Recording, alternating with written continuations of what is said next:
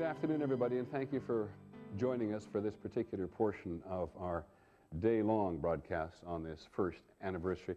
This is a particularly important broadcast to some of us because it was last year, after 9/11, when we invited a number of kids and some adults to come in and talk to us about an event which was so extraordinarily raw for all of us. And we were immensely struck. I think everybody in the country who saw it was immensely struck by the wisdom that was exhibited by some of the kids who were with us on that particular day.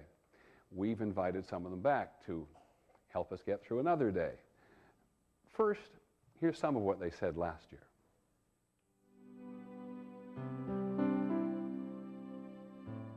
I can't believe this has happened. It's very scary. Every time I see airplanes, I get really nervous. It's hard talking to your parents. Like, what's gonna happen next, you know? Is my mom gonna come, or is she okay? And I didn't know. I don't really get, like, what did we do? Like, we didn't do anything. Why'd they do it? Why'd they do it?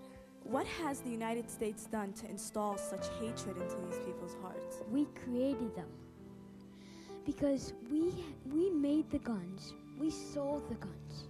People here shouldn't label other people just because of what their nationalities are. This was an organization, not a nation. I know that he's special, but I want him to be special here because he's always gone, and he's going to be gone even more since that they did this. I know that it was a big wake-up call for our country, and they're trying to make us be terrified of them. Well, some of those kids and some of those adults, as I said, are back with us today. And so let's just begin. Justin, you were here with us last year. How do you think we're doing? I think we're doing better as individuals because we're much more prepared if something else would happen. Kamayed, nice to see you again. Hey? You don't look any different from last year either. How are you feeling these days? Well, I feel much better than I did right after it happened. I talked to my parents a lot, and they made me feel much better. And I'm still a bit scared, but I know that, well, I know that you can't, if we just hit our heads and we're really afraid and just didn't face the danger, then, you know, what's the point of life then? We wouldn't be having any fun. And that wouldn't be good. And then the terrorists who did this to us would be succeeding and would be doing what they wanted to do to us, and we don't want that to happen. Thank you. Andrew? I think it's shown everybody that there are really evil people in the world who won't stop, and I think it's shown a lot of younger people what the price of freedom is. Is anybody still concerned, still feeling vulnerable? Michael? Yeah. I'm still afraid of flying planes. After 9/11, I haven't rode on a plane since. I just won't go. I'd like to talk for a moment and see what the level of your interest is about this question of safety in the country, which brings us to Lisa Stark, who covers more about safety, I think, than anybody else. You worry about airports, you worry about transportation. How safe is it these days to fly in America? I do think it's safer than it was a year ago on September 11th. I think it's safer for some of the reasons we've talked about. The planes are more fortified, you have stronger cockpit doors, you have people more aware that aren't going to let a terrorist take over a plane. Is it 100% safe? I don't think anyone could say that. I don't think anything's 100% safe, and I think they have some things they still need to do to make it safer, and they're working on those things. Was that on 9/11 that we were sleeping? We weren't really aware of what was going on. We weren't ready for what could happen. You know, when you look back at things, sometimes things seem really clear, and I think when you look back, there were signs that say people could use planes in this way. But I don't think anyone had put the puzzle together. And there's a lot of question about whether they should have or not. Gracie? What were you thinking, the first time you went on a plane after September 11th? I was nervous about it. I was watching everyone on the plane very carefully. And, you know, I was thinking about what could be used as a weapon on the plane if I had to do something. And I was watching all my travelers to say, who could I call for help? And I was watching who was going up near the cockpit. And I think other people on the plane were too. And I still do that when I get on planes. And I think if you're on an airplane and something's happening, everyone on that plane, your mom, your dad, every other passenger is going to get up and tackle the guy or the girl who's doing something. So I think everyone's going to stop them from taking over the plane. That wasn't the attitude a year ago, because we didn't think something like this could happen. And people just sat in their seats, except for Flight 93. Flight 93, which crashed in Pennsylvania, they did have a cockpit voice recorder, and indeed members of the family have heard it, and I think they're the only ones to have heard it other than the investigators. You don't have to answer this if you don't want to, but Joanna's brother was on Flight 93. Did you hear the tape? My sister-in-law and my mother heard them, and they both told me at one point of the tape they turned to each other and they heard my brother's voice, so they said it was very moving. Make a difference to you to make that connection? I knew that he was a hero before they told me what they had heard on the tape, so what they had told me didn't really change my opinion. What have you been doing for the last year? I have started the Caring Crew, which is... The Caring Crew? Caring Crew. It's just getting started now. We are forming all these teenagers together who are going to help the families babysitting or mowing the lawn and anything that they need us to do, and we're going to help the victims, the families, and the children. Sort of like the Peace Corps and the Freedom Corps as well. You know, you remind me that one of the people here from last year is Calvin Butts from the Abyssinian Baptist Church. Do you find a huge difference in the last year of people wanting to do things for other people as a result of all this? I think there's been a profound difference in people's spirituality. For instance, it's connected to what you just mentioned about volunteering and helping. More people, in terms of their own spirits, have been moved to help, not only with regard to direct action regarding September 11th, but just in all areas, responding to poverty, counseling with young people, tutoring after school, because more people feel a sense of urgency about what we need to give. Moreover, it has made us all much more profoundly aware of the existence of evil in our world. I think people had tended to forget about evil, or at least characterized it as the exorcist, you know, possessing a little girl in a bedroom. But it's certainly much more profound than that. And young people particularly have to deal with the age-old, millennia-old question of why do bad things happen to good people? Well, that's a tough one.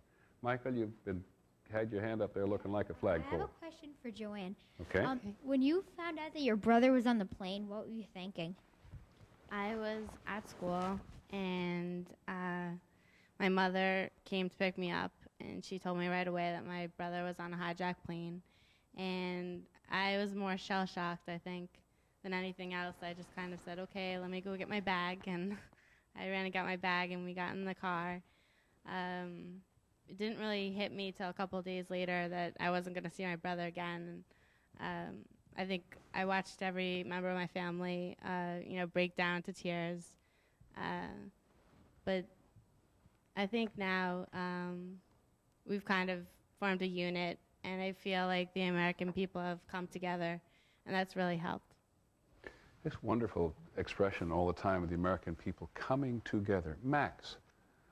I have a question for the lieutenant of the in the fire company. A friend of my dad's was one of the 12 firefighters found in the collapsed staircase, and ever since September 11th, I've been interested in what firefighters were thinking that day. So, my question for you is, if you could have, what would you have chosen to do differently that day? Not much I could have done differently. The circumstances were beyond, my control and the control of the fire department. Well, that's Ray Brown. He's a lieutenant in the New York City Fire Department, and I just want to show you a little picture of him, because that's him in the middle, being carried away from Ground Zero, or being helped away from Ground Zero by two of his colleagues. I think we all know deep in our bones just how the New York Fire Department and other rescue workers suffered on that particular day, and how when so many people were running out of the buildings, people like Lieutenant Brown and others were running into the buildings. I don't think we ever get over how absolutely astonishing that is. What's the day's story of your company? We responded after the second plane hit. You're from Brooklyn, right? From Brooklyn, yes. And we responded to the Brooklyn Battery Tunnel. And then we got our orders to report to a staging area on Liberty and West Street.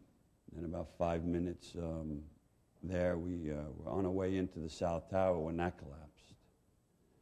We all scattered. I ran. I tried to run across the street, and I was, fortunate. There were people to the right and left of me that were getting hit and were getting killed.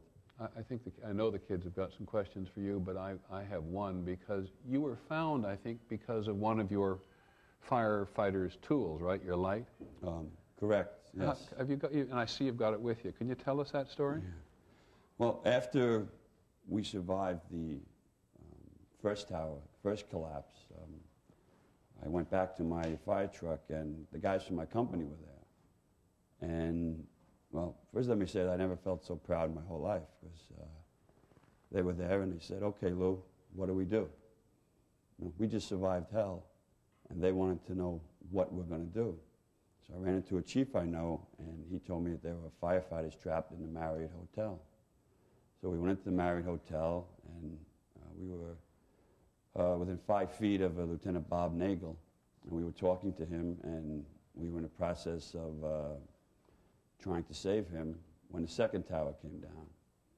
And I have no memory of what happened after that point, but when all the guys, everybody scattered again, and they wanted to know, like, they were calling out names, and then they kept asking for me, and I wasn't answering.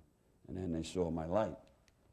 They saw the beam from my light, and miraculously, I was thrown into the reinforced area of the Marriott Hotel.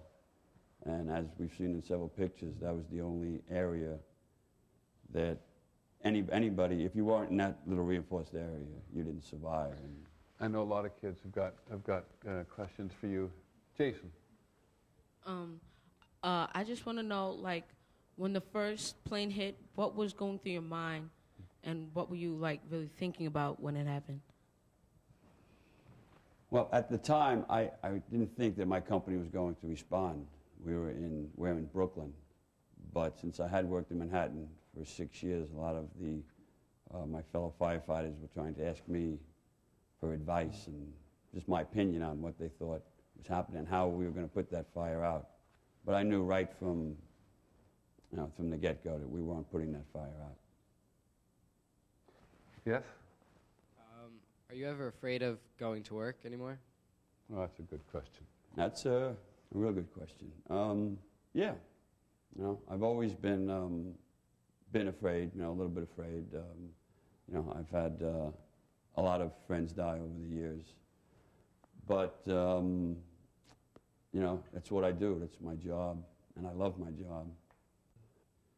I think you have said to us on several times now that what got you through this year were kids. What do you mean by that? When I got to the hospital and when I started back getting into my life again, the hugs and kisses and pats on the back and cards and letters and quilts, it was just amazing. It was amazing. It was, I learned, how much pain that the human heart can withstand. But I also learned how much love can absorb. All these things in the studio were done by kids. All these wonderful and sometimes frightening montages. And these quilts which were here have been gathered all together and now put up at the New York Historical Society. So they'll be kept in perpetuity for a long time. Yes, Charlotte, do you have a question? I was wondering if Osama bin Laden. Say again? Osama bin Laden. Osama bin Laden. Yeah, is dead or not. Charlotte, you really put your finger on something quite fascinating, because there are people who think he's alive in the government, and there are people who think he's dead. And the question is, does it make any difference one way or the other? We have Martha Raddatz with us, who covers the Pentagon and the State Department for us in Washington. Martha, let me ask you that. Does the government think Osama bin Laden is dead or alive, or it just plain doesn't know? I think it just plain doesn't know. And I think the reason they think more that he's alive is because they have no evidence that he's dead. They haven't heard any sort of chatter saying, oh, we've lost our leader. They certainly have seen no evidence that he's dead. So I think they're leaning on the side of believing he's still alive. And they have no idea where he is. Oftentimes during the last year, we'd hear all kinds of different stories. He's in this area, he's in this area. They do believe he was in one particular area when the United States was doing its heaviest bombing, so they thought they might have gotten him, but they're just not sure. But the thing I always think of in an encouraging way is that when you're playing hide and seek and you can't find somebody, that person who's hiding often can't operate very well either. They can't eat as well, they can't make phone calls, they can't do all the things that are really scary when they're hiding like that. Now, I want you to, you're sitting beside your son, Jake, so I'd love to know what Jake thinks about all this. Jake, what do you think? You listen to your mother talk all the time. You got any impressions? Well, personally, I think that he's still alive, but I think we'll catch him soon because we've narrowed him down, and I think when we do catch him, it'll be really good. I just want to just ask the kids a question first. How many of you think it makes a difference if Osama bin Laden is dead or alive? Is it, yeah, it does make it. Why do you think it makes a difference? Mics are down this end, right? Well, really, I think it's good if he's dead, because then we'd know that he'd be gone for good, unless somehow they clone him or something, if they have that power. And except if he's gone, then all of his allies, if he did have like an ally in Iraq or something, if they had the nuclear missiles, then they might shoot some at us. Mandy? Osama bin Laden is not the only terrorist in the world. There's so many others. So if he was dead, yeah, it would make a small difference. But you have to consider the fact that there's so many other terrorists around the world. I was wondering if the people in Afghanistan were trying to help Osama bin Laden hide, or trying to help us find him. Oh, that's a very interesting question. Do you mind if I direct that question to somebody else? I think Martha Raddatz is the one to answer that because she pays pretty close attention to Afghanistan. Are the people in Afghanistan trying to help Osama bin Laden, or are they hiding him, right, Mackenzie? Well, I think most of the people right now in Afghanistan are helping the United States look for Osama bin Laden, but the concern is that there are still some people there, because the Taliban had taken over for a very, very long time, and some people there were supporting Osama bin Laden, that they're helping. And that's what's making this hunt even more frustrating. Yes, sir? Jake?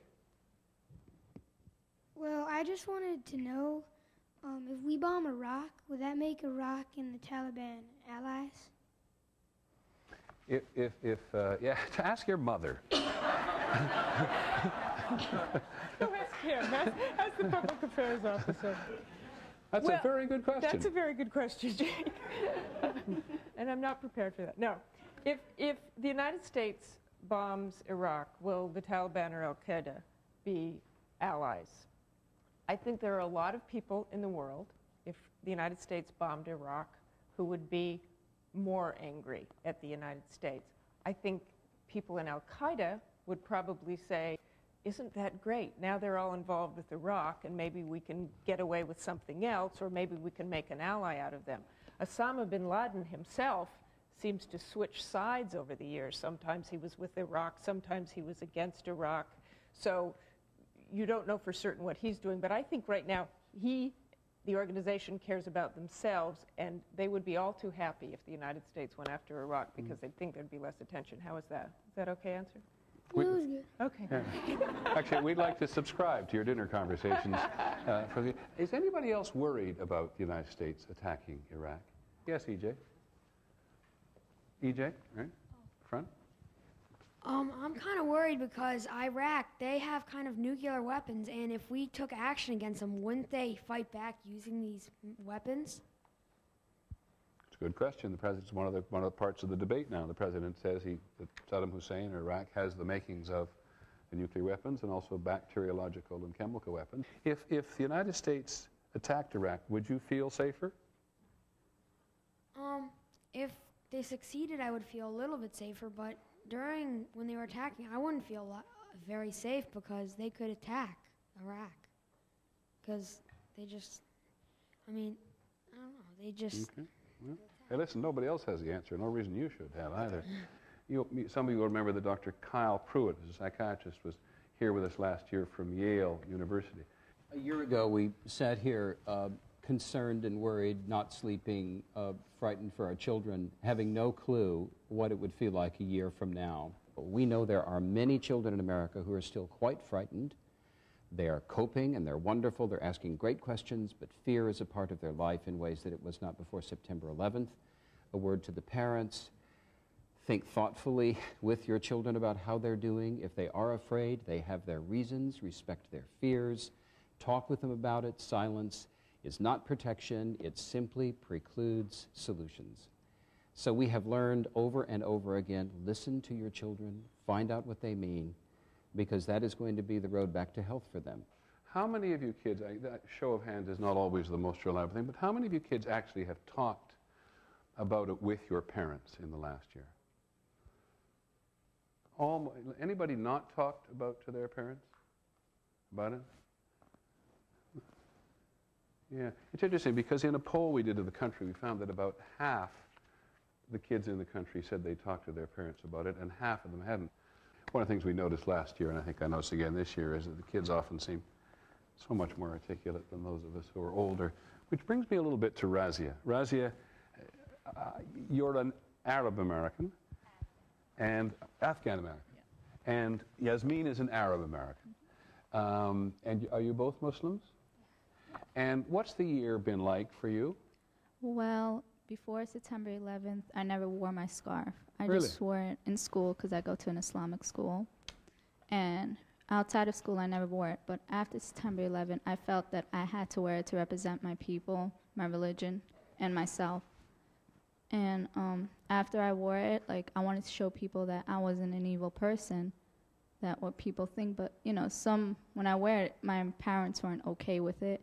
They're like, you're going to get hurt or something. But I felt pride in myself. And when I wore it, I got some remarks from people, saying you're a terrorist or go back to your country.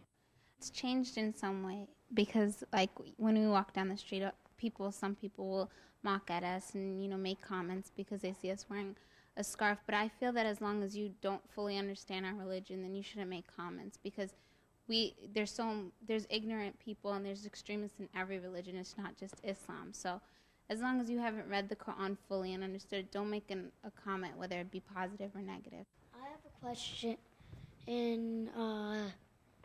What is America up against this time? Out of all times we've went to war, I don't think we know what we're up against this time. That's a really tough question, said he, looking around. You know something? That's the kind of question that journalists give to public relations officers in the Army. So what are we up against? One of the things that's hard for most people to understand is just because we can't talk about the specifics of something doesn't mean we don't know. And just because it's hard to explain something doesn't mean that we don't understand what it is we're trying to accomplish. What's different about this war is that it's not in any one place, it's not in any one country. There's no defined line that says I'm on this side and you're on that side. It's global, and it's called a global war on terrorism. We have to be very careful about how we go after each one of those places. Yeah, Sanita? Being in a war in Bosnia, Are you Bosnian? yes, I'm Bosnian, and I came here a couple of years ago. And just knowing that when you're in a war, you're terrified to death, because I went through days when I would cry, we would stay in the basement, and you hear airplanes on top, and you would never know, are you going to get out alive? Are you going to be okay, And we all come to America here for freedom and for an education. And you said earlier that if we do bomb Iraq, you said that you would feel better. Why would that make you feel better? Is war the solution to everything? Natalie? I just don't think war should be the answer to everything. I think that peace should be the answer. Now, we've run pretty much the end of our time, but before we do, I want to make just sure that a lot of you, anyway, have times for some quick final thoughts about the year. And I want to start with you, Dr. Butts, because you wanted to say something. I think it's important to hear the children when they speak about peace, negotiation, and talk in order to resolve problems. So I think that we would be wise to hear these children as they speak to us in this way. Yes, even about Osama bin Laden, whom we can't find, and about a crazy war that threatens to take more of their lives. Because if this war continues, remember, it's these children, not us old folk, who will have to fight. It is certainly our rule here to listen to the children. Margot. I think that September 11th really showed us what our nation stands for, and that how strong we really are, and that when the time comes, we really can pull together as one. Thomas. I think that the terrorists could have taken away our Twin Towers and the lives of many thousands of people, but they can never take away the pride of being an American. That's very thoughtful. Annie. I think that in some ways September 11th might have been good because it showed the worst in people, but it also showed some of the best. Well, that's very interesting. Okay. And just that the terrorists were trying to separate us, but it's really brought us more together. Well, I have a feeling by the number of hands that we could go on, and maybe we should go on by ourselves for quite some time, but that's as much time as they're going to give us today, and I thank you. I thank all of you adults for coming and being so patient with us. But once again, mostly I thank you. I thank you all for helping us to understand more than we did before we met you. Thank you.